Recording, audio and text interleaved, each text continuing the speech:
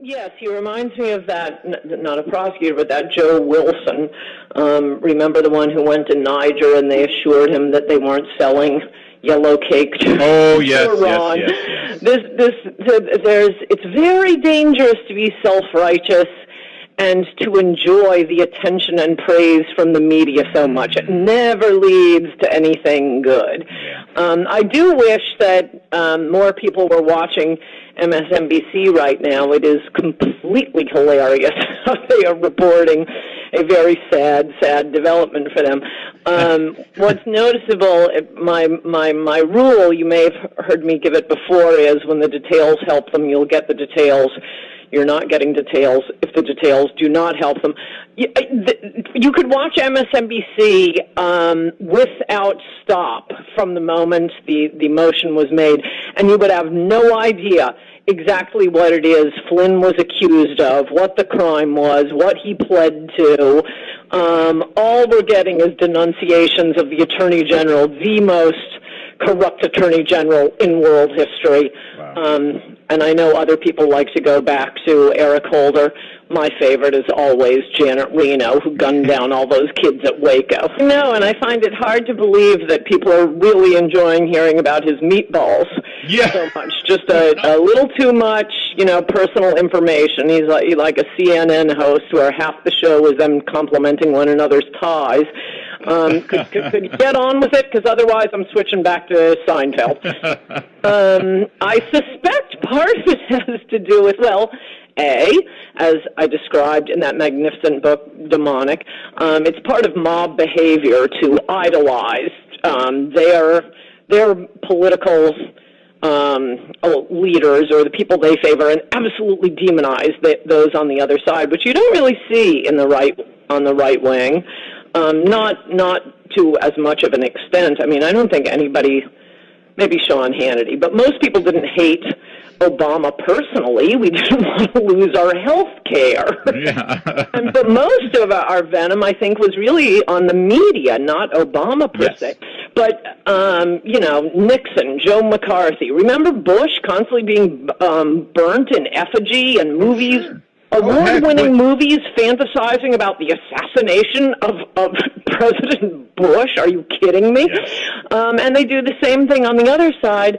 There were articles in places like the New York Times of liberal women fantasizing about first sex with Clinton, then sex with Obama, now sex with Cuomo. It may be the women taking over the Democratic Party.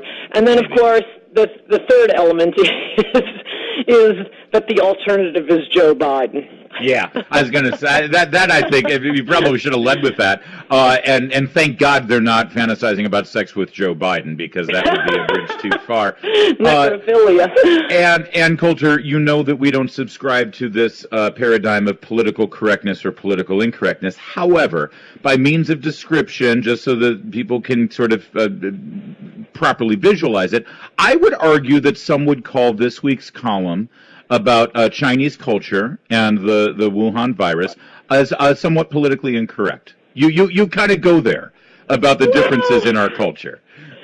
It's kind of important since we keep getting viral pandemic after viral pandemic from these wet markets.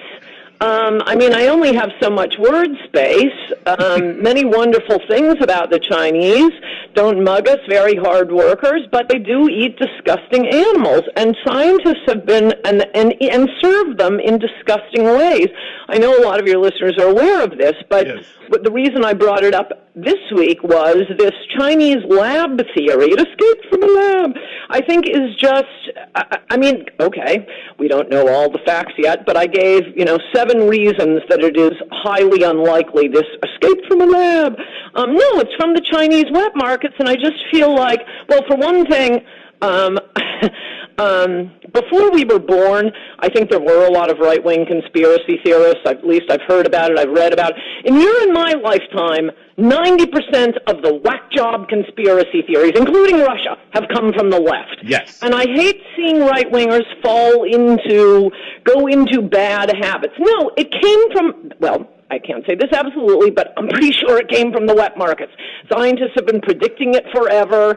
The arguments that had escaped from the lab fall down on the slightest examination.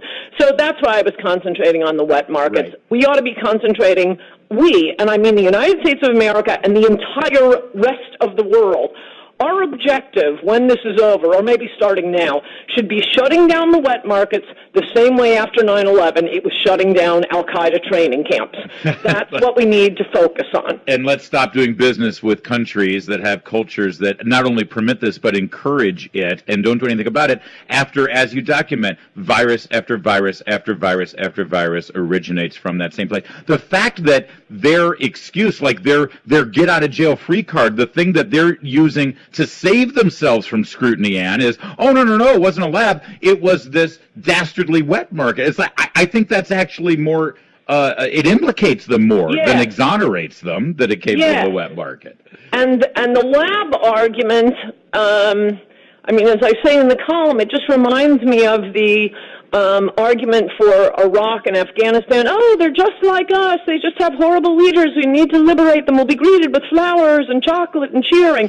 And, 20 years later, no, it turns out they're not just like us. The Afghans are rabid, enthusiastic pederasts, and our troops were instructed not to do anything about it.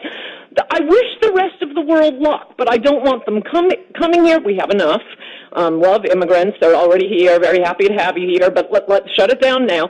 I don't want them coming here, and I don't want them making all of our stuff, and I don't want us fighting wars to, quote, liberate them because, they're just like us. They just have bad leaders. We will make America great again.